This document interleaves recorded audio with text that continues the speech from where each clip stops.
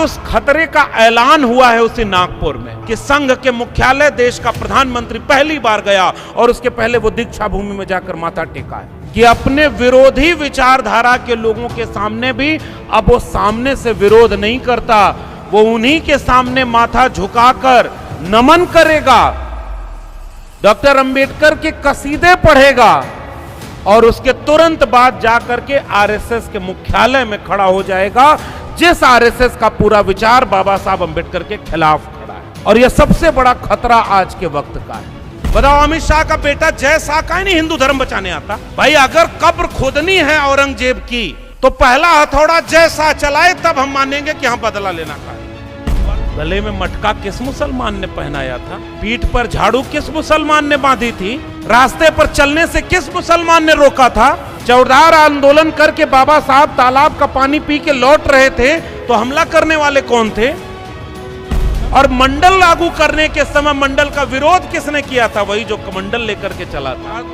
एक तरफ नफरत का माहौल बनाओ, पीछे से एजुकेशन बर्बाद कर दो। हमारे पिछले 100, 150, 200 साल के महानायक लड़े शिक्षा के लिए, और संत गाडगे कहते हैं कि अगर थाली न हो तो हाथ पर रोटी रखकर खा लेना। संत गाडगे किसके लिए लड़ गए और आज शिक्षा आपसे दूर हो गई? शिक्षा पर पैसा खर्च करना कम कर दिया गया, क्योंकि पैसा दो चीजों पर आजकल खर्च हो रहा है, अपनी पार्टी का कार्यालय बनाने में और दूसरा सांसद विधायक खरीदने में। अच्छा सोचिए ना, ज्यादा बाबा कहाँ है, ज्यादा पाखंड कहाँ है? जहां शिक्षा नहीं है। और जहां जहां शिक्षा है वहां वहां बाबा नहीं है। मतलब एक आध धाम ओम केरल में या तमिलनाडु में क्यों नहीं बना? एक तरफ आप मान्यता मानते हो कि नाक पे फन पर टिकी हुई हो, घर में उसकी पूजा कराओगे, और जिस स्कूल में बच्चे को पढ़ने भेज रहे हो वहां विज्ञान उसे पढ़ाया जा रहा है। वो अपनी माँ से कहता है कि ये तो गलत पढ़ा रहा है। हमारे यहाँ जो कथा सुनाने आते हैं वो कहते हैं कि राहु केतु को जब खा जाता है तो चंद्रग्रहण लगता है। इस कंट्राडिक्शन पर सिनेमा बना और इस कंट्राडिक्शन पर बात हुई। आजकल बात करके दिखा दीजिए आप। अब ये बताइए, इस देश पर सबसे बड़ा खतरा किस चीज पर है? मैं आपका एक लाइन में जवाब देना चाहूंगा कि वो खतरा बाबा साहब अंबेडकर के संविधान के ऊपर है। और वर्ण सिस्टम फेक है, फ्रॉड है, और केवल हमारे लोगों को बांटने के लिए रखा गया। किसी भी सवर्ण से पूछेंगे वो अपनी जाति नहीं बताता, अपना वर्ण बताता है। और हमारे यहाँ जितने ओबीसी से पूछ लीजिए, कोई यादव बताएगा, कोई कुर्मी बताएगा, कोई कुंभी बताएगा, वो ओबीसी नहीं बता पाता। और ये दिक्कत धीरे धीरे शेड्यूल कास्ट कम्युनिटीज में आ गई। इसलिए बाबा साहब ने उनको अनटचेबल डिप्रेस्ड क्लास बोला। इस देश का एक भी आदिवासी अपने को शूद्र नहीं मानता, तो ओबीसी और आदिवासी सीधे वर्ण व्यवस्था से बाहर है। और शूद्र में जिसको कंफ्यूजन के तहत माना जाता है वो तो अछूत थे, तो जो अनटचेबल हैं वो तो वर्ण सिस्टम में है ही नहीं। 90% इस देश के एससी, एसटी, ओबीसी और माइनॉरिटी के पसमानदा समाज के लोगों को 90% प्रोफेसर, 90% डॉक्टर, 90% वकील, सुप्रीम कोर्ट के जज, ब्यूरोक्रेसी, कैबिनेट सेक्रेटरी, ठेकेदारी और अंबानी अडानी हमारे भी घर में पैदा हो, हमें इसकी लड़ाई लड़नी है। आज जब मैं नागपुर आ रहा था तो एयरपोर्ट पर बहुत सारी पुलिस इंतजाम सब था। पूछा तो पता चला कि जिले इलाही भी नागपुर आ रहे थे और वो भी दिल्ली से ही आ रहे हैं। लेकिन गनीमत है कि वो नागपुर से संघ की दिशा में घूम गए और हम नागपुर से परिषद की दिशा में आ गए। आज थोड़ी देर बाद देखा तो पता चला कि पहली बार वो बाबा साहब डॉक्टर भीमराव अंबेडकर के पूरे जीवन संघर्षों का एक बड़ा केंद्र, एक बड़ा स्थल, जो उनकी विचारधारा में एक क्रांतिकारी बदलाव लाने वाला स्थल है, दीक्षा भूमि, वहां जाकर के माथा झुका रहे थे। मुझे वह दृश्य देख करके ये महसूस हो रहा था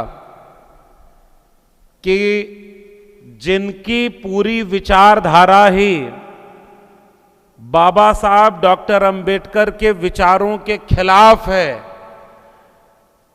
वो भी बाबा साहब के सामने जाकर मूर्ति पर, उनके स्थल पर माथा झुका रहे हैं। इससे दो बात समझ में आती है। पहली, यानी ये तो तय हो गया है कि आजाद भारत में जो कोशिश शुरू की गई थी कि डॉक्टर अंबेडकर की किताबें न छापी जाएं, उन पर चर्चा न हो, उनके बारे में सिलेबस में बातचीत न किया जाए, तो एक दिन ऐसा आएगा कि लोग भूल जाएंगे कि डॉक्टर अंबेडकर कौन थे। आज कम से कम हम ये बात कह सकते हैं कि डॉक्टर अंबेडकर एक शख्सियत का नाम नहीं, एक विचार का नाम है, जो अपने विरोधी विचार वालों को भी अपने सामने माथा झुकाने को मजबूर कर देता है। तो एक बात तो यह है, जो उनके पूरी तरह विरोधी है वो उनके सामने झुक रहे हैं। इसका अर्थ यह कि अब डॉक्टर अंबेडकर को मिटाया नहीं जा सकता, खत्म नहीं किया जा सकता। अब डॉक्टर अंबेडकर आज के वक्त में इस देश में न्याय, समता, मानवता के जितने भी आंदोलन हैं, जितनी भी आवाजें हैं, उनमें अगर एक भी मुट्ठी तनी हुई होगी तो उसके पीछे डॉक्टर अंबेडकर का विचार खड़ा मिलेगा। लेकिन दूसरा मेरा विश्लेषण इस घटना से यह है कि आप किसके दौर में हैं, इसको यह समझिए। जो इतना बनावटी हो सकता है कि अपने विरोधी विचारधारा के लोगों के सामने भी अब वो सामने से विरोध नहीं करता, वो उन्हीं के सामने माथा झुकाकर नमन करेगा, डॉक्टर अंबेडकर के कसीदे पढ़ेगा और उसके तुरंत बाद जाकर के आरएसएस के मुख्यालय में खड़ा हो जाएगा, जिस आरएसएस का पूरा विचार बाबा साहब अंबेडकर के खिलाफ खड़ा है। और यह सबसे बड़ा खतरा आज के वक्त का है। दुश्मन को, वैचारिक दुश्मन को पहचानना कैसे है? अगर डॉक्टर अंबेडकर को मूर्तियों में खोजा जाएगा, अगर डॉक्टर अंबेडकर को उनके 5 तीर्थ बना दिए हैं, यह सरकार कहती है कि डॉक्टर अंबेडकर से जुड़े हुए हमने 5 तीर्थों का जीर्णोद्धार कर दिया है। कुछ दिन बाद कहेंगे कि 2014 के पहले तो डॉक्टर अंबेडकर को कोई जानता नहीं था, 2014 के बाद ही डॉक्टर अंबेडकर को लोग जानना शुरू किए। आजाद जैसे भारत 2014 में हुआ था। कल को ये इतिहास की किताबें जिस तरह से बदली जा रही, ये भी हो सकता है। फिर मैं सोच रहा था कि जिस जगह पर माथा झुकाया गया आज, और यह सामान्य परिघटना नहीं है, इसको यहां से भी समझा जाए। हमारे लोगों को अगर हमने यही समझाया जो कि खुद बाबा साहब डॉक्टर अंबेडकर कहते थे, उनके विचारों का क्रक्स क्या है कि मुझे मूर्तियों में मत ढूंढना, मैं तुम्हें अपनी किताबों में मिलूंगा, अपने विचारों में मिलूंगा, अपने दर्शन में मिलूंगा। हो सकता है कि मूर्तियों में डॉक्टर अंबेडकर को कैद करके कुछ दिन बाद और बड़ी बड़ी मूर्तियां बनवा दी जाएं और डॉक्टर अंबेडकर की लिखी हुई किताबें इस देश में पढ़ने के लिए न मिलें। जरा पता लगाइएगा डॉक्टर अंबेडकर समग्र कितनी भाषाओं में छप रहा है और कहां कहां मिल रहा है। डॉक्टर अंबेडकर के नाम पर जो विद्यार्थियों को फेलोशिप दी जाती थी, जरा बताइए कि वो फेलोशिप अब मिल रही है विद्यार्थियों को। डॉक्टर अंबेडकर जैसा भारत बनाना चाहते थे, उस भारत में हिंदू राष्ट्र पर क्या लिखा था उन्होंने, और मैं आ रहा हूं उस विषय पर। 1940 की अपनी किताब में पाकिस्तान और द पार्टीशन ऑफ इंडिया में सख्त चेतावनी डॉक्टर अंबेडकर ने दी थी। इतनी सख्त चेतावनी डॉक्टर अंबेडकर ने और दूसरी किसी बात के लिए नहीं दी होगी, जहां तक मैं जानता हूं, कि अगर हिंदू राष्ट्र हकीकत बनता है तो वो इस देश के लिए सबसे बड़ा अभिशाप होगा। हिंदू धर्म स्वतंत्रता, समानता और मानवता विरोधी है। इसलिए हम, अगर ये हिंदू राष्ट्र बना तो लोकतंत्र से मेल नहीं खाता, इसलिए किसी भी कीमत पर हमें इस देश को हिंदू राष्ट्र बनने से रोकना होगा। और कोटेशन के साथ बता रहा हूं, रेफरेंस के साथ बता रहा हूं। अगर मैं प्रधानमंत्री होता तो मुझे कोटेशन या रेफरेंस देने की जरूरत नहीं होती, मेरी कई हर बात सही हो जाती। कि बचपन में मैं भी मगरमच्छ पकड़ के 2-3 ले आया था। लेकिन कोटेशन इसलिए देना पड़ रहा है कि डॉक्टर अंबेडकर का विचार हिंदू राष्ट्र के खिलाफ था। पता नहीं आपका महाराष्ट्र अब ये सब सुनने के लिए कितना तैयार बचा है। हमारे ठीक पहले के वक्ताओं ने उस इशारा कर दिया है।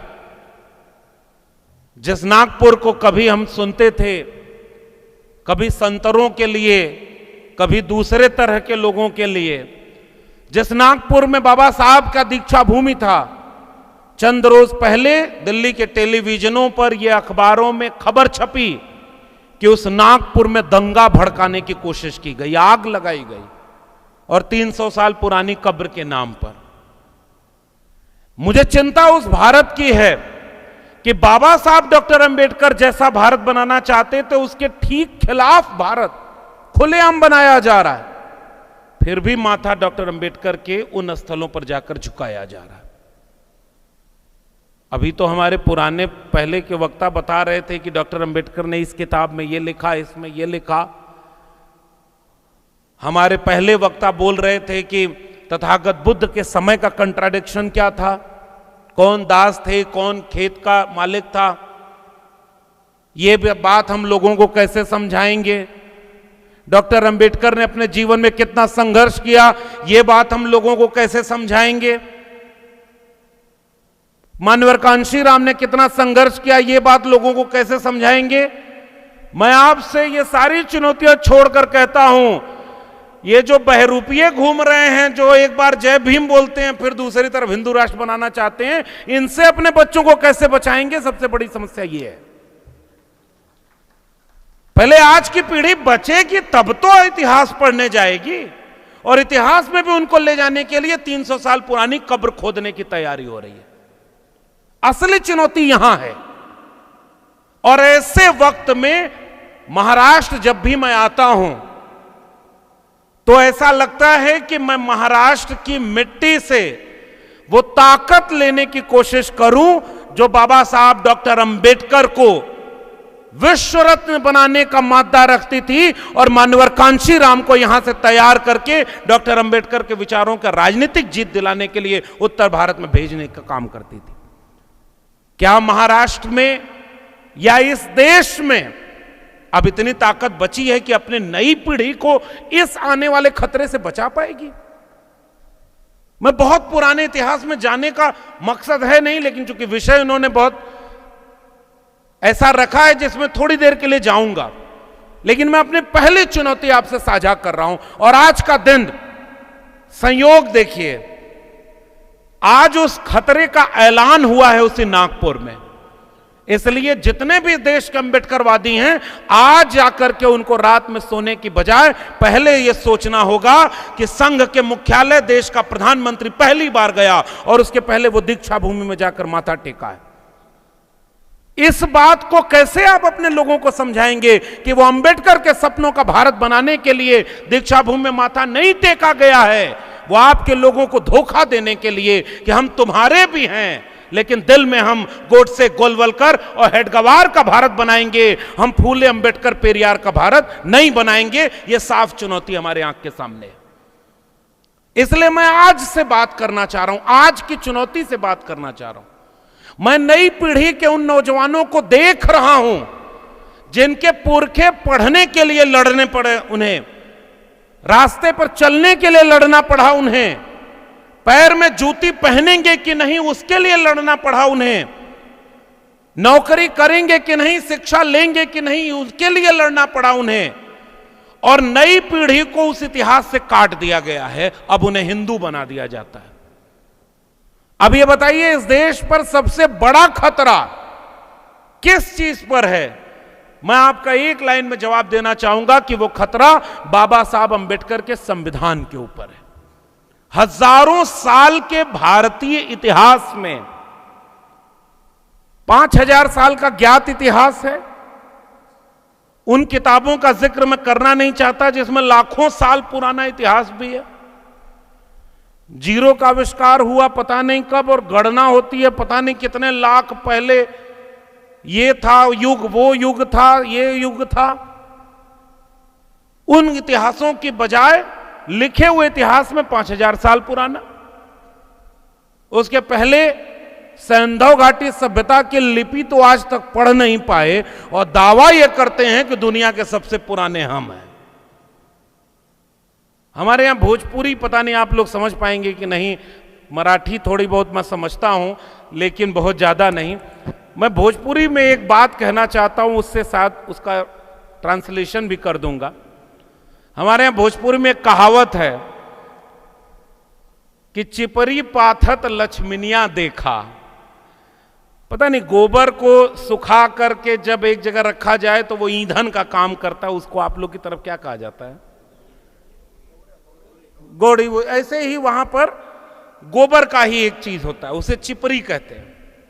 और उसको पाथने का यानी जिसके जीवन में कोई इतना भी मौका नहीं मिला कि उसे अगर खाना भी बनाना है तो वो गोबर सुखा करके पहले सुखाना होगा, तब ईंधन जलाने के लिए काम मिलेगा। और उसका नाम क्या है? लक्ष्मीनिया। भोजपुरी में कहा जाता है, उसका मतलब लक्ष्मी से जुड़ा हुआ नाम है, जो धन संपत्ति की देवी है। और वो काम क्या कर रही है?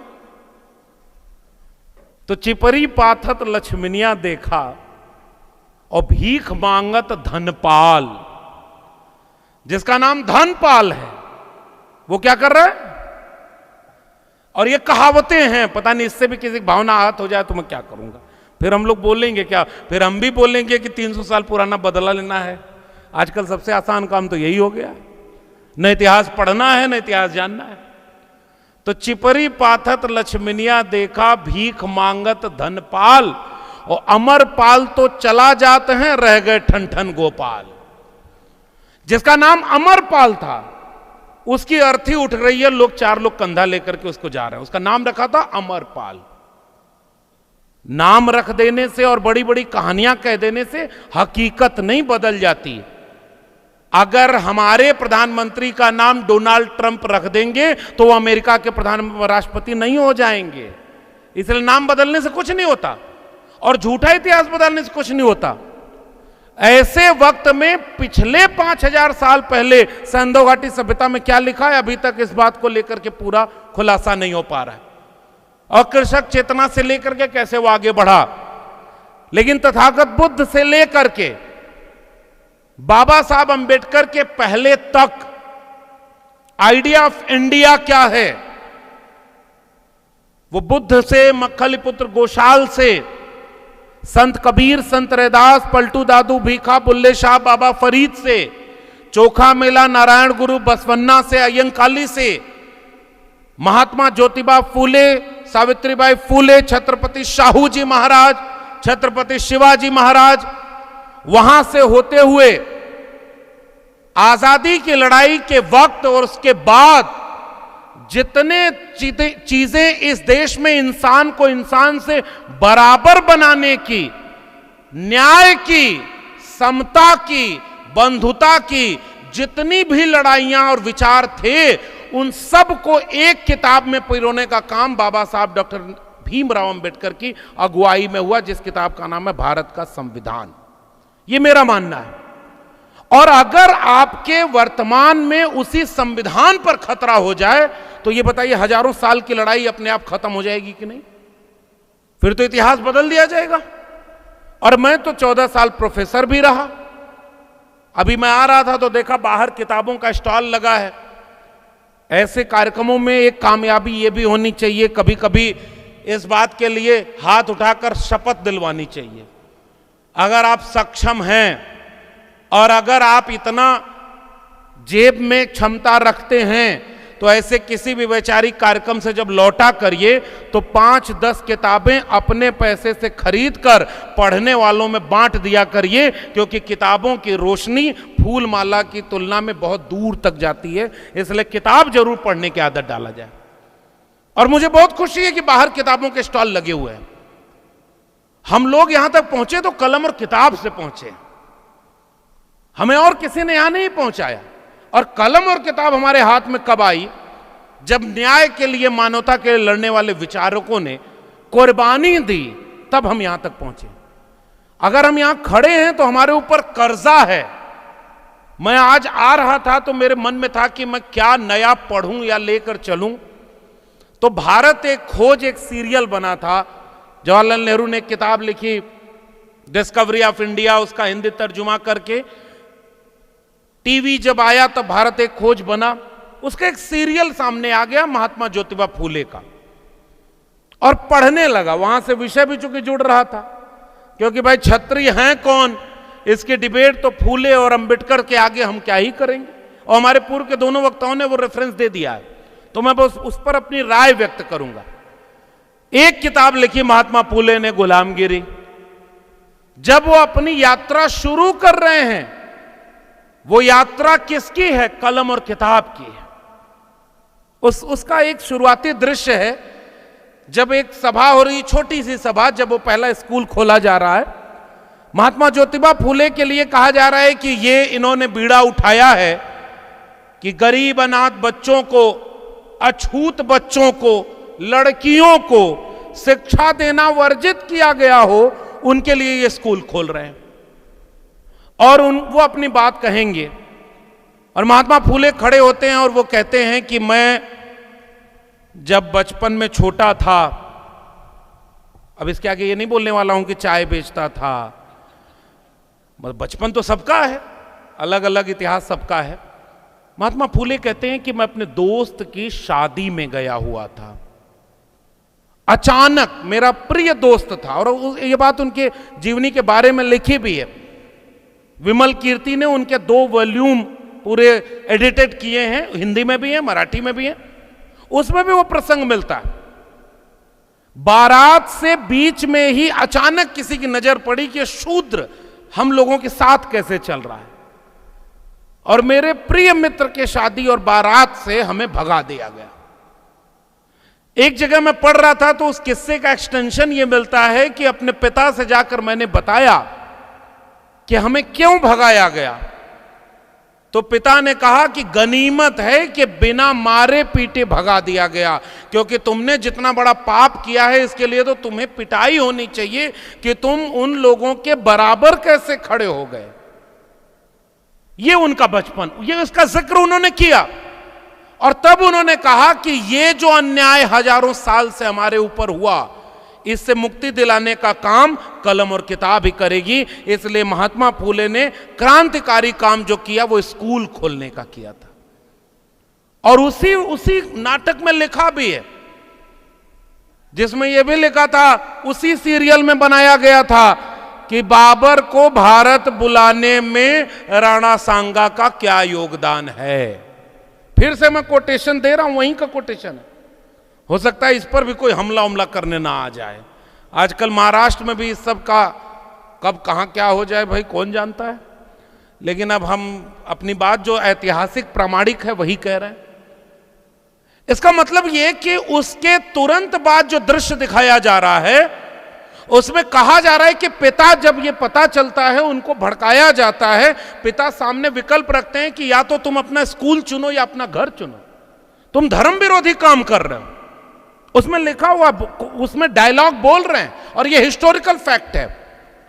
ज्योतिबा फूले ने अपना घर नहीं चुना, घर छोड़ दिया। और उसमें फिर आगे है कि जब वो दोनों पढ़ाने जाते थे, सावित्रीबाई फूले जाती थी, बार बार ये इतिहास पढ़ा गया है, आप सब जानते हैं।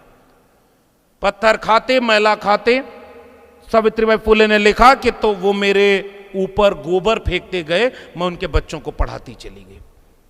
आज मैं उसी दृश्य को देखा तो महात्मा फूले के ऊपर जब अटैक हुआ, 2 लोगों को भेजा गया था चाकू लेकर, वो मारने गए, तो दोनों को बिठाकर पूछा फूले ने कि आप हमारी हत्या करने क्यों आए। उसने बोला कि हम बहुत गरीब हैं और इस बात के हमें इतने पैसे मिल रहे हैं। उन्होंने कहा अच्छा, इसका मतलब पैसे मिल रहे हैं, तब तो ये तुम्हारा पेशा होगा। अपने पत्नी से कहते हैं कि कोई बात नहीं सावित्री, मैं न रहूं तो इनके बच्चों को पढ़ाने का काम बंद मत करना, रोकना नहीं। ये उसका डायलॉग है। ये अगर मुझे मार भी देते हैं तो इनके बच्चों को शिक्षा देना तुम रोकना नहीं। जब मैं यहां खड़ा हूं तो मुझे लगता है कि उन कुर्बानियों का कर्ज हमारे ऊपर है। और इतिहास में मैं जाऊंगा नहीं बहुत ज्यादा, केवल एक किस्सा सुनाना था इसलिए मैं वहां गया, क्योंकि जो जागरूक लोग हैं वो यहां बैठे हैं, हो सकता है हमसे ज्यादा पढ़े होंगे, हमसे ज्यादा लड़े होंगे, हमसे ज्यादा ज्ञान रखते होंगे, लेकिन जब एक जगह एक विचार के लोग मिलते हैं तो उसका मतलब केवल ज्ञान वर्धन नहीं होता, हिम्मत वर्धन उससे ज्यादा होता है कि लाख विपरीत परिस्थितियां आए, इतने लड़ने वाले एक ख्याल के लोग हैं तो आज नहीं कल हम लड़ाई जीतेंगे और फूले अंबेडकर पेरियार के सपनों का भारत बनाएंगे। ये हिम्मत जुटाने के लिए हम लोग एक होते हैं, और ऐसे कार्यक्रम इसीलिए बार बार होते रहने चाहिए। फिर एक बार सोचकर बताइए कि जो चुनौती है वो चुनौती विचारधारा की है।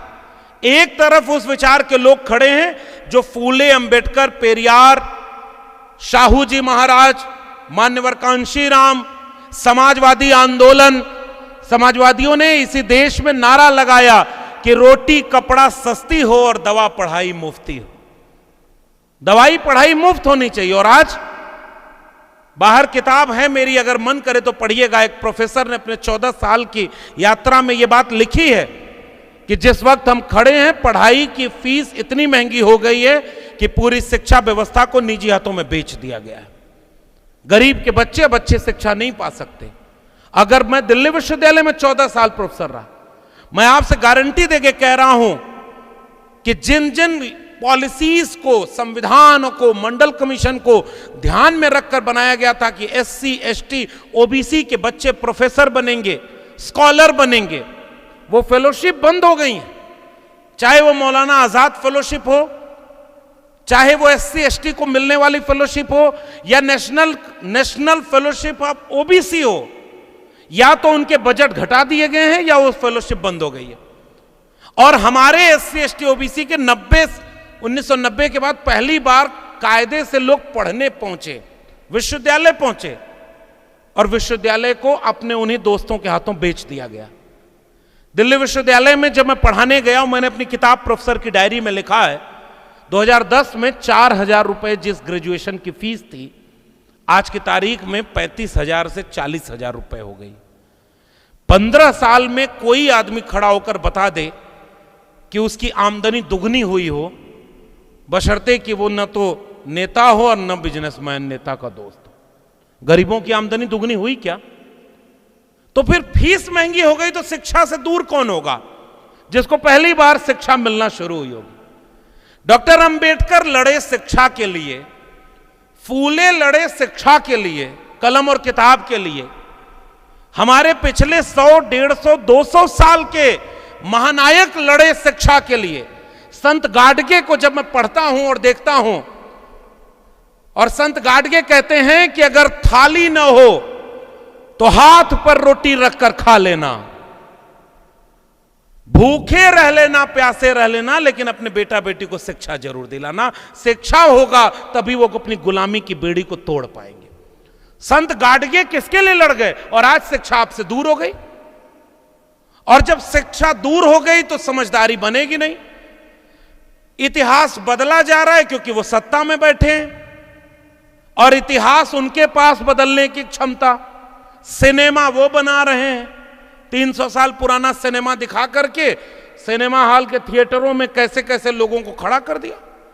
इतिहास से बदला लेने जा रहे हैं। कोई 300 साल पुराना बदला लेना चाहता है, कोई 500 साल पुराना बदला लेना चाहता है। इस देश के बहुजन अगर बदला लेने की बात सोचने भी लगे तो बाकी लोगों का क्या होगा, मैं तो ये सोच के हैरान हूं। गले में मटका किस मुसलमान ने पहनाया था? पीठ पर झाड़ू किस मुसलमान ने बांधी थी? रास्ते पर चलने से किस मुसलमान ने रोका था? चौधार आंदोलन करके बाबा साहब तालाब का पानी पी के लौट रहे थे तो हमला करने वाले कौन थे? डॉक्टर अंबेडकर का विरोध करने वाले कौन थे? मान्यवर कांशीराम का विरोध करने वाले कौन थे? और जब मंडल आंदोलन आया, मान्यवर कांशीराम को मैं क्यों अपना नायक बनाता हूं कि मान्यवर कांशीराम ने उस समय मंडल आंदोलन लागू करो वरना कुर्सी खाली करो इसके नारे लगाए थे। और मंडल लागू करने के समय मंडल का विरोध किसने किया था? वही जो कमंडल लेकर के चला था।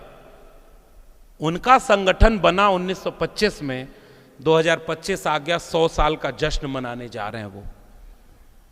और हमारे संगठन में ये बहुजन हितकारिणी सभा है, इसी से मिलता जुलता एक संगठन बाबा साहब ने 1924 में बनाया था, बहिष्कृत हितकारिणी सभा। 1920 से लेकर जाने कितने संगठन बाबा साहब ने अपने जीवन में बनाए, कहां है वो? मनोहर कांशीराम ने DS4 बनाया, बामसेब बनाया, बाबा साहब ने बुद्धिस्ट सोसाइटी ऑफ इंडिया बनाया, रिपब्लिक पार्टी ऑफ इंडिया बनाया। इतने टुकड़े हुए जितने टुकड़े तो और किसी के नहीं हुए, सब एक दूसरे से लड़ते चले गए। सोशलिस्ट मूवमेंट इस देश में समाजवादियों का था, जितने लोग उतनी पार्टी बन गई, और वो 100 साल से एक हैं और अपना 100 साल का जश्न मनाने जा रहे हैं। और जश्न मनाने में क्या करने जा रहे हैं आपको हमसे ज्यादा पता होना चाहिए। इसलिए इस परिषद से एक चिंता निकलनी चाहिए।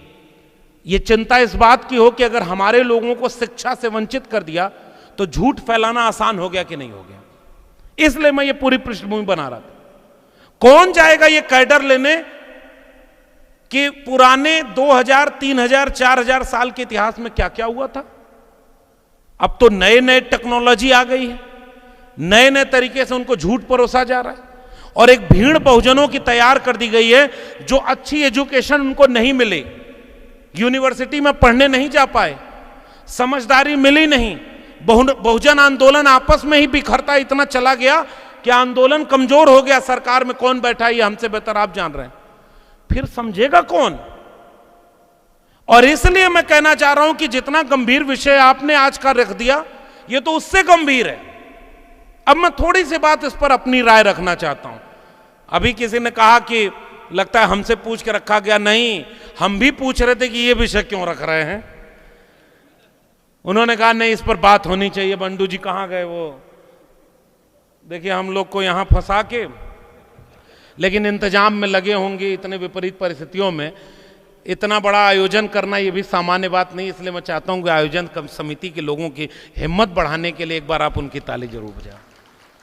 तो उन्होंने हमसे ये कहा कि आप इस पर तैयारी करके आइए, तो पहले मैंने अपनी एक चिंता साझा कर दी, जिसके लिए मैंने पिछले 15 मिनट लिए आपके।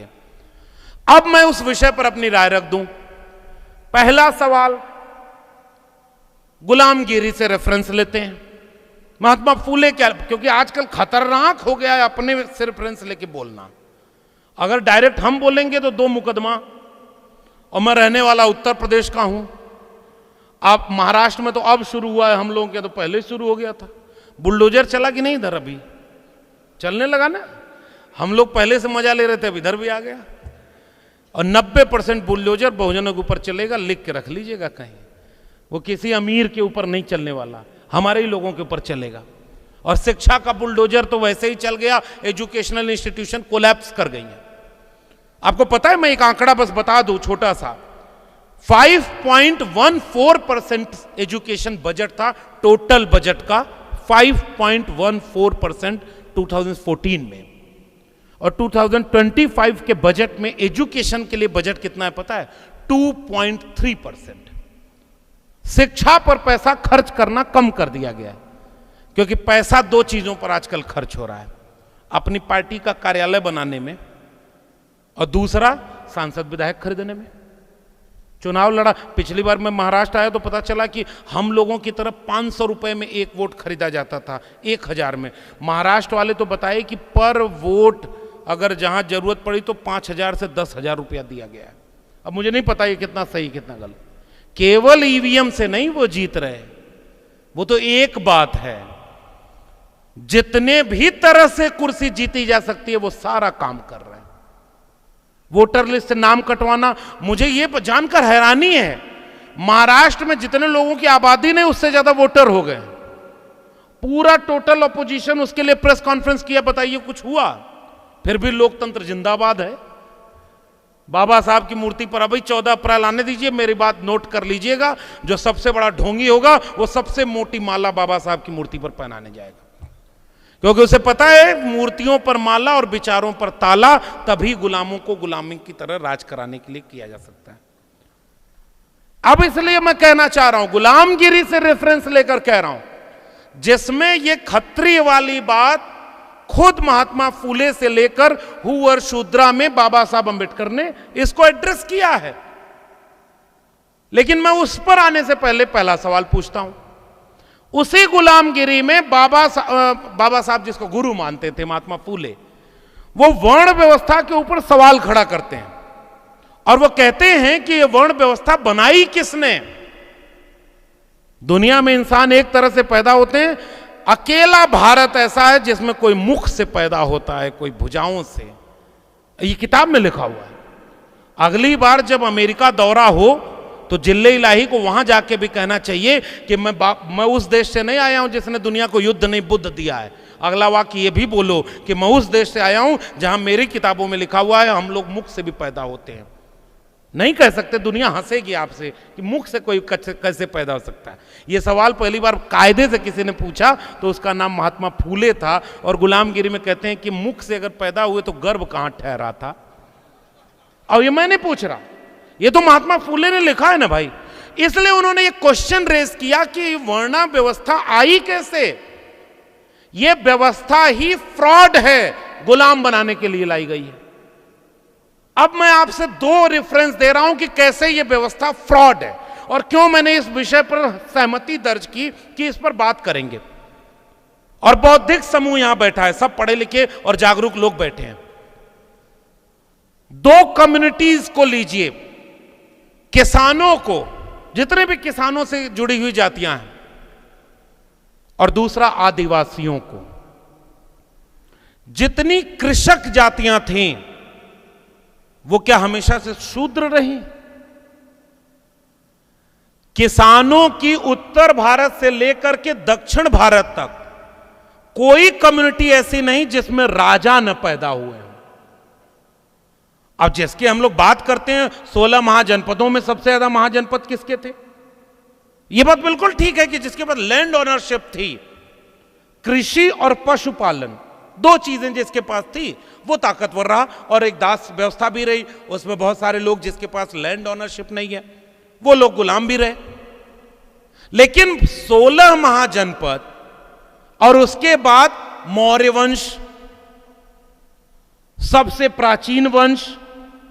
आज मौर्य किस में आते हैं बताइए आप, किस में आते हैं? SC ST OBC या अपर कास्ट, ब्राह्मण, वैश्य, क्षत्रिय, शूद्र किस में आते हैं? OBC में। और OBC किस में आते हैं? यही तो कंफ्यूजन है। बहुत सारे OBC को लगता है कि कहां ठीक रहेगा, यहां रखें क्या अपने को, इनके साथ रख देंगे तो ठीक नहीं है, ये सब तो पैर से पैदा हुए, हम तो राजा। यही कंफ्यूजन है, सबसे बड़ा आइडियोलॉजिकल क्वेश्चन ये है। अब जिसके पूर्वज राजा रहे हों वो शूद्र कैसे था? मौर्य वंश, उसके बाद 2000 साल का भारत का इतिहास राजाओं का उठा लीजिए। पाल वंश, प्रतिहार वंश, गोंडवाना, भीलवाड़ा, देवगिरी के यादव, कोई ऐसी, और even schedule caste, schedule tribe की जातियां। अब भील किस में आते हैं? वो तो आदिवासी में आते हैं। और भील का एक पूरा भीलों का साम्राज्य था। आज वहां पर एक नई पार्टी बनी है, भारत आदिवासी पार्टी। उस पार्टी की सबसे बड़ी डिमांड यह है कि जो पुराना भीलवाड़ा है उसे अलग से एक राज्य घोषित किया जाए, जिसमें आधे से ज्यादा राजस्थान और गुजरात का क्षेत्र आता है। वो तो उसके राजा थे। इसका मतलब अगर वो शूद्र थे तो राजा नहीं हो सकते थे, और अगर राजा थे तो किसी ने साजिश करके उन सबको शूद्र बनाया है। और यही थ्योरी डॉक्टर अंबेडकर और महात्मा फूले दोनों इसी थ्योरी पर सहमत होते हैं। और उनका साफ कहना, जिसे मैंने जितना समझा आसान भाषा में कहूं, कि खेत से क्षत्रप से खत्रप, खत्रप से क्षत्रिय, और पाली में तो क्षत्रिय है भी नहीं। लेकिन क्या करेंगे सर, जिनका इतिहास है ही 5 लाख, 10 लाख, 1 करोड़ साल पहले का है। एक फिल्म आप लोग देखिएगा, पता नहीं कितना समय मेरे पास है, 5-10 मिनट और लूंगा। एक फिल्म आई है, उस फिल्म का नाम मैं आपको बताता हूं, जरा उसको गूगल करके देखिएगा। उस फिल्म का नाम है अब तो सब भगवान भरोसे, उसका नाम ही है। और उसमें एक इतिहास, छोटी सी क्लिप है। प्राइमरी स्कूल है, हेडमास्टर बाहर से चेक करने आए कि बच्चों की पढ़ाई कैसे हो रही है। तो उसमें सब बच्चे लाइन से खड़े हो जाते हैं। तो जो हेडमास्टर है वो आके पूछेगा कि बताओ बच्चों, पृथ्वी के बारे में क्या जानते हो, सूरज के बारे में क्या जानते हो, चंद्र ग्रहण कैसे लगता है। तो उसमें एक बच्चा बोलता है कि सर, पृथ्वी सूरज के चारों तरफ घूमती है और चंद्रमा पृथ्वी के चारों तरफ घूमता है और तीनों एक दूसरे के घूमते रहते हैं। तब तक वो एक बच्चा पीछे से बोलता है, ये झूठ बोल रहा है सर, जब पृथ्वी शेषनाग के फन पर टिकी है तो घूमेगी कैसे। मैं रेफरेंस के साथ बोल रहा हूं, मैं भी डरता हूं मुकदमा हो जाएगा तो भाई जमानत कौन कराएगा। मंच पर खड़ा होकर भाषण देना सबसे आसान है, जितने लोग जेल में कैद हो जाते हैं उनको छुड़ाने कोई भी जल्दी नहीं जाता है। इसलिए मैं रेफरेंस के साथ बोल रहा हूं, और वैसे भी प्रधानमंत्री हूं नहीं कि झूठ बोल दूं। तो मेरी बात समझिएगा। आगे वो कहता नहीं तुम चुप रहो, ये बच्चा सही बोल रहा है, इसको बोलने दो। तो जो विद्वान पढ़ा लिखा बच्चा था, जो उसकी किताब में लिखा है स्कूल की, वो कहता है तीनों एक दूसरे के साथ चारों तरफ घूम रहे हैं। पृथ्वी सूर्य का चक्कर लगाती है और चंद्रमा पृथ्वी का चक्कर लगाता है। तीनों जब एक रेखा में आ जाते हैं और बीच में चंद्रमा आया तो चंद्र ग्रहण सूर्य ग्रहण ऐसे लगता है। तुरंत वो बच्चा कहता नहीं सर, ये गलत बोल रहा है। तो कह तुम बोलो सही। कहा कि राहु केतु को जब खा जाता है तो चंद्र ग्रहण लग जाता है। मास्टर कहता है राहु अब चुप हो जाओ, नहीं तो तू हमारी नौकरी खा जाएगा। वो बच्चा घर लौटता है, अपनी मां से कहता है कि मास्टरवा सब पगला गया है, ये कह रहा है पृथ्वी घूम रही है हवा में, फिर चप्पल निकालता है और चप्पल को हवा में उछालता है, चप्पल गिर जाता है। तो कहता है कि देखो चप्पल तो हवा में टिका नहीं, और ये कह रहा है कि पृथ्वी हवा में टिकी हुई है। What is the contradiction of Indian knowledge की हिस्ट्री में क्या है। एक तरफ आप मान्यता मानते हो कि नाक पे फन पर टिकी हुई है और घर में उसकी पूजा कराओगे, और जिस स्कूल में बच्चे को पढ़ने भेज रहे हो वहां विज्ञान उसे पढ़ाया जा रहा है। वो अपनी मां से कहता है कि ये तो गलत पढ़ा रहा है। हमारे यहां जो कथा सुनाने आते हैं वो कहते हैं कि राहु केतु को जब खा जाता है तो चंद्रग्रहण लगता है। इस कंट्राडिक्शन पर सिनेमा बना और इस कंट्राडिक्शन पर बात हुई। आजकल बात करके दिखा दीजिए आप। साइंटिफिक टेम्परामेंट बढ़ाने के लिए भारत के संविधान में आर्टिकल 51A में कहा गया कि आप विद्यार्थियों में, भारतीय नागरिकों में विज्ञान तकनीक की चेतना की बात प्रसार करेंगे। और आप क्या अंधविश्वास पाखंड आजकल पर्चा बना रहा है सब बाबा बाबा, तुम्हारे चाचा जी का नाम ये है। अब बाबा बनना आज के समय में कितना आसान काम हो गया है, मैं भी बहुत सीख लिया हूं। अगर ये किताबें फूले अम्बेडकर पेरियार की न पढ़ा होता तो हो सकता है एक बाबा और बढ़िया दुकान चलती है उसकी। अगर आप ठीक ठाक बाबा बन जाएं तो प्रधानमंत्री राष्ट्रपति भी आपके कार्यक्रम में आ जाएंगे। मेहनत करते हो लेकिन मेहनत के बराबर फल नहीं मिलता। आप कहेंगे जी बाबा, आपके घर में कोई बीमार है, इलाज कराते हो ठीक नहीं होता। हां बाबा, बहुत दिनों से जो चाहते हो वो मिल नहीं रहा है। अरे बाबा की जय हो, जाओ हरी चटनी में लाल मिलाकर पीना, तुम्हें दया मिलेगी। और टेलीविजन पर बैठ करके उसका प्रचार किया जा रहा है। इधर बीच बाबाओं की भीड़ बढ़ गई है। अभी मैं देखा एक वो हवा में ऑपरेशन कर रहा था, कहा क्या हुआ, पथरी हुई है, आंख बंद करो, ऐसे हाथ रखो जहां पथरी हुई है। उसने मंत्र पढ़ा हवा में, कहा आप चेक करो, कहा नहीं। और हर धर्म में ये सब पाखंड है। एक बार क्या हुआ कि मौलवी साहब गए, और ये सब मैं बना रहा हूं लोक कहावतों से, बाकी आयोजक जाने, मैं तो सुना के चला जाऊंगा, शाम को फ्लाइट भी है। लेकिन भाई जो हमारे समाज में था, इसी से तो लड़े फूले और अंबेडकर पेरियार। और महात्मा फूले से लेकर के ईवी रामास्वामी नायकर पेरियार ने यही तो पूछा, अगर भगवान है तो वो भूखा है कि चढ़ावा चाहिए। अब इससे ज्यादा क्या बोलूं, उनकी किताब में लिखा हुआ। मौलवी साहब गए, सुनाने लगे, अभी कुछ बात कर रहे थे ज्ञान की, तब तक थोड़ी देर बाद में ऐसे पैर से मारने लगा, हट हट। सबने पूछा, पूरे परिवार ने पूछा क्या हुआ। कहे वो काबे की तरफ एक कुत्ता जा रहा था, उसको यहीं से मैंने डांट दिया, और बैठे थे यूपी में, और दिख गया। उसके बाद ऐसे ऐसे करके फिर ज्ञानवान सुनाए अपना।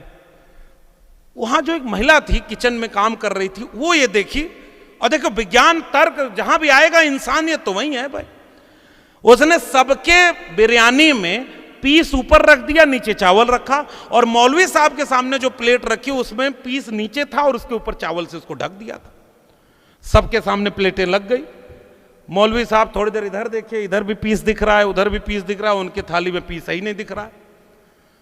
बहुत बर्दाश्त किए, थोड़ी देर बाद बोले ये क्या गुस्ताखी है, सबके थाली में ये हमारे में क्यों नहीं।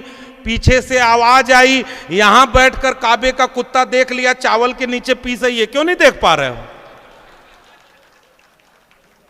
मैंने अपने गांव में बचपन में ये कहानियां सुनी हैं, और लोग कहते थे कि मुंह को कहां ढूंढे रे बंदे, मैं तो तेरे पास में, ना मैं मंदिर, ना मैं मस्जिद, ना काबे कैलाश में, ना मैं जप में, ना मैं तप में, ना मैं व्रत उपवास में, खोजी हो तो तुरते मिल हो पल भर की तलाश में, कहें कबीर सुनो भाई साधो, मैं तो हूं विश्वास में। यह है भारतीय संस्कृति जिसको पाखंड के नाम पर बर्बाद किया जा रहा है। इसलिए हम लोग इस तेवर में बोलेंगे कि हम इन पाखंडियों के साथ नहीं खड़े। और इसीलिए यह सवाल पूछा, इस पाखंड को फैलाने के लिए वर्ण व्यवस्था लाई गई, और उस वर्ण व्यवस्था में साफ हमारे पुरखों ने खोजा, जिन्होंने उनकी सहमति से तलवार रख दी उनको उन्होंने क्या बनाया, और जिन्होंने समझौता नहीं किया उन सबको थोपा गया है कि तुम शूद्र हो। मैं इस कंट्राडिक्शन को आपके सामने रख के जा रहा हूं। मैं फिर से कह रहा हूं, हाथ में तलवार नहीं होती अगर शूद्र होते तो, और तलवार है तो इसका मतलब ये शूद्र सिस्टम हमारे पर फिट ही नहीं बैठता है, ये जबरदस्ती हमारे ऊपर थोपा गया है। आदिवासियों के बीच में जब भी जाता हूं, छत्तीसगढ़, झारखंड, उसके बाद बिहार का उधर का इलाका, आंध्र प्रदेश का इधर का इलाका, जहां जहां आदिवासी हैं, इवन राजस्थान और मध्य प्रदेश के राजस्थान की तरफ वाले इलाके में, एक भी आदिवासी, इस देश का एक भी आदिवासी अपने को शूद्र नहीं मानता। आदिवासी कहता है ना हमारा कल्चर तुमसे मेल खाता है, ना हम तुम्हारे देवी देवता की पूजा करते, ना हम तुम्हारी सामाजिक व्यवस्था को, रीतियों को मानते, हमारा देवी देवता अलग, हम प्रकृति पूजक हैं, हमारे यहां राज करने का सिस्टम अलग है। फिर हम तुम्हारे सिस्टम में हैं ही नहीं, तो वर्ण व्यवस्था से बाहर हो गया कि नहीं आदिवासी। तो ओबीसी और आदिवासी सीधे वर्ण व्यवस्था से बाहर है, और शूद्र में जिसको कंफ्यूजन के तहत माना जाता है वो तो अछूत थे, तो जो अनटचेबल है वो तो वर्णा सिस्टम में है ही नहीं। इसका मतलब ये वर्णा सिस्टम टोटली फ्रॉड सिस्टम था जो इंपोज किया गया ताकि 90% आबादी को गुलाम बनाया जाए। इसलिए अपनी किताबों में लिखवाया गया कि तुम पैर से पैदा हुए हो, ताकि कितना भी आगे बढ़ जाओ रहो पैर पर ही। ये तो बाबा साहब का शुक्रिया अदा करो इस देश के हर एक नागरिकों कि पैर में जिनको कहा गया था रहने को, उनको सर के माथे का ताज बनाने के लिए भारत का संविधान लिख दिया, और संविधान ने सबको सब ध्वस्त कर, अब कोई वर्णा सिस्टम नहीं है। यह मेरा टेक है, और वर्णा सिस्टम फेक है, फ्रॉड है, और केवल हमारे लोगों को बांटने के लिए रखा गया। किसी भी सवर्ण से पूछेंगे वो अपनी जाति नहीं बताता, अपना वर्ण बताता है। और हमारे यहां जितने ओबीसी से पूछ लीजिए, कोई यादव बताएगा, कोई कुर्मी बताएगा, कोई कुंभी बताएगा, वो ओबीसी नहीं बता पाता। और यह दिक्कत धीरे धीरे शेड्यूल कास्ट कम्युनिटीज में आ गई। इसलिए बाबा साहब ने उनको अनटचेबल डिप्रेस्ड क्लास बोला। और बाबा साहब अंबेडकर से ज्यादा इस बात में क्या शोध करना, क्लोज्ड ग्रुप कहते थे वो जाति व्यवस्था को, और इसीलिए कहते थे जाति व्यवस्था खत्म नहीं होगी तो इंसान और इंसान बराबर नहीं होगा। इसलिए ये बात, मैं इस बात से सहमत नहीं हूं कि ताकतवर दिखाने के लिए छतरी बोलना जरूरी है। मेरी पहली स्थापना यह है कि हम इस टोटली फ्रॉड वर्णा सिस्टम को मानते ही नहीं, ना हम किसी को शूद्र मानते हैं और ना हम बाकी तीनों वर्णों में मानते हैं। यह फेक और फ्रॉड सिस्टम है, इसलिए न शूद्र के चक्कर में पड़ो भैया, और न छत्री के चक्कर में पड़ो। यह मेरा कहना है। बाकी विद्वान लोग अपनी बात रखेंगे, यह मेरा कहना है। अब इसका एक व्यवहारिक पक्ष आखिरी में कहकर के आखिरी के 2-3 मिनट में अपनी बात खत्म करूंगा। इस वक्त ओबीसी के जितने भी कम्युनिटीज हैं, जैसे महाराष्ट्र के मराठों को क्या आप ये समझा सकते हैं कि वो शूद्र हैं? वैसे ही आइए उत्तर भारत में यादव कुनबी, जो जहां यहां कुनबी कहा जाता है वो वहां कुर्मी है। और कुर्मी को और इन तमाम जातियों को कोई भी आ जाके कहे शूद्र, तो शूद्र में नहीं यूनिटी बनेगी।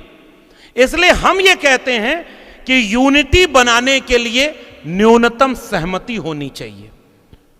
हम ये बात साफ कहते हैं। एक छोटा सा इतिहास और बता दूं, बहुत वैचारिक विषय है, हालांकि इसकी जरूरत सर उत्तर प्रदेश और बिहार में ज्यादा है, वहां ज्यादा दिक्कत आ रही है। अच्छा सोचिए ना, ज्यादा बाबा कहां हैं, ज्यादा पाखंड कहां है? जहां शिक्षा नहीं है। और जहां जहां शिक्षा है वहां वहां बाबा नहीं है। मतलब एक आध धाम ओम केरल में या तमिलनाडु में क्यों नहीं बनाते? क्योंकि एजुकेशन आ गई। और जहां जहां एजुकेशन है, और याद रखना, ये कब्र खोदने वाले, बयान देने वाले सारे नेताओं का बेटा बेटी या तो डीयू में, जेएनयू में, जामिया में पढ़ता होगा, या विदेश के किसी कैम्ब्रिज, ऑक्सफोर्ड और उस यूनिवर्सिटी में पढ़ता होगा। वो कब्र खोदने और बदला लेने नहीं आएगा। ये सारा नफरत का विमर्श इस देश के एससी एसटी ओबीसी बच्चों के लिए किया जा रहा है। तुम तलवार लेकर दौड़ो और हिंदू मुसलमान करो, मारे जाओगे तुम, दंगे में नुकसान होगा तुम्हारा, जेल जाओगे तुम, और हमारे बेटा बेटी कहां होंगे? अशोका, गलगोटा और लवली प्रोफेशनल यूनिवर्सिटी में पढ़ेंगे और विदेश में पैकेज मिलेगा। और अगर हम गृह मंत्री हैं तो हमारा बेटा बिना बैट बल्ला पकड़े भी बीसीसीआई का चेयरमैन होगा, उसके बाद आईसीसी का चेयरमैन बन जाएगा। बताओ, अमित शाह का बेटा जय शाह का नहीं हिंदू धर्म बचाने आता? भाई अगर कब्र खोदनी है औरंगजेब की तो पहला हथौड़ा जय शाह चलाए, तब हम मानेंगे कि हां बदला लेना का, वरना यह सब फ्रॉड है, दंगाओं की बात।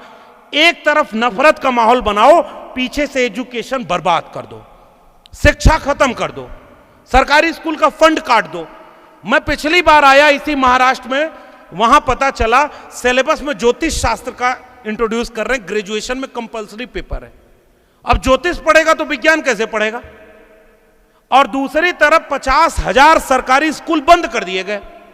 हमें वो टीचर आके मिलेगा और उन्होंने कहा कि ये स्कूल बंद कर दिए गए। तो शिक्षा इसीलिए बर्बाद की जा रही है ताकि आप असली सवाल न पहचान पाओ। और असली सवाल यह है कि जिस सिस्टम ने आपको बांटा, उस वर्णा सिस्टम को हम ध्वस्त करते हैं, खत्म करते हैं। 90% को एक करने के लिए कोई नया टर्म आप ढूंढ लीजिए। अगर शूद्र नहीं होते, मैं तो उत्तर प्रदेश से आता हूं और उत्तर प्रदेश में अखिलेश यादव मुख्यमंत्री थे, 5 साल मुख्यमंत्री रहे, और यादव थे, अनटचेबल तो थे नहीं, मुख्यमंत्री नहीं रहे तो उनका घर गंगा जल से धुलवाया। अगर वो छत्री होते तो धुलवाते क्या? बिहार में मुख्यमंत्री थे कर्पूरी ठाकुर, नाई समाज से आते थे, आजकल वो ओबीसी में आते हैं। और उत्तर प्रदेश में 1970-80 के बीच में राम नरेश यादव मुख्यमंत्री थे, दोनों ने रिजर्वेशन इंट्रोड्यूस किया। और दिल्ली से चमरा भेजा संदेश, बार बनावे कर्पूरी और भैंस चरावे राम नरेश, गाली दी गई थी। आरक्षण कहां से आई? कर्पूरी की मां, और उसके आगे गाली दी गई थी। अगर ये लोग छत्री होते तो गाली मिलती क्या? अगर ये लोग छत्री होते तो इनको मंदिर में जाने से रोकते क्या? इसका मतलब हम भले ही कुछ कहें, जो वर्णा सिस्टम को बनाने वाला है वो कभी आपको छत्री मानेगा नहीं। ये मेरा टेक है।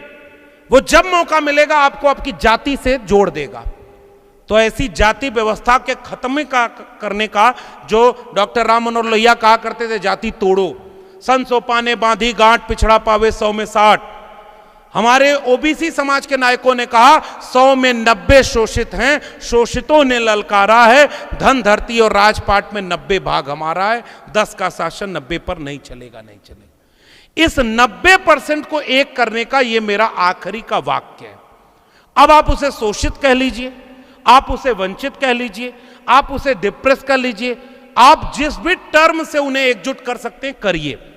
इस वर्णा सिस्टम को हम ध्वस्त करते हैं, इसको मानते नहीं, इसलिए इस डिबेट में हमें जाना नहीं है। 90% इस देश के एससी, एसटी, ओबीसी और माइनॉरिटी के पसमानदा समाज के लोगों को, 90% प्रोफेसर, 90% डॉक्टर, 90% वकील, सुप्रीम कोर्ट के जज, ब्यूरोक्रेसी, कैबिनेट सेक्रेटरी, ठेकेदारी और अंबानी अडानी हमारे भी घर में पैदा हो, हमें इसकी लड़ाई लड़नी है। अब न्यूनतम सहमति पर यह लड़ाई लड़ी जाएगी। ज्यादा सहमति की नहीं जरूरत है, मुद्दों पर ही एकजुटता बनेगी। और मुद्दा है शिक्षा का, मुद्दा है रोजगार का, मुद्दा है भागीदारी का, मुद्दा है संविधान को बचाने का, मुद्दा है फूले अंबेडकर शाहू पेरियार के मिशन को आगे बढ़ाने का। इन मुद्दों पर अगर हम एकजुट होंगे तो इस मौजूदा खतरे से भी बच जाएंगे और जो पुरखों ने कुर्बानी देकर के हमें सौंपा था उसे भी बचा लेंगे। जंगल में आग लगी, चिड़िया जलने लगी, सारे चिड़िया उड़ रही थी, एक चिड़िया अपने चोंच के एक बूंद पानी से जंगल की आग बुझाने लगी। बाकी ने कहा कि तुम्हारे चोंच के एक बूंद पानी से जंगल की आग तो कैसे बुझेगी, हंसने लगे। उस चिड़िया के जवाब में महाराष्ट्र के लोगों, ये मेरा पैगाम है।